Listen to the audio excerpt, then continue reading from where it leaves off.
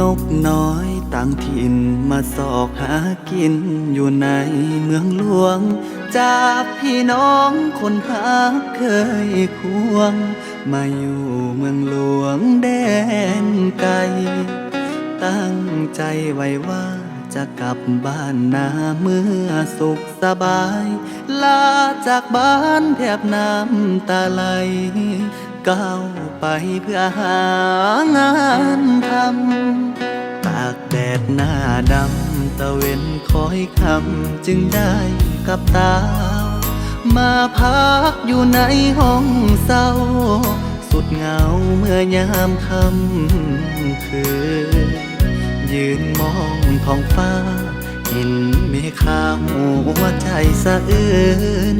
ลมหนาวเมื่อยามกลางคืนหนาวสั่นสะท้านดวงใจ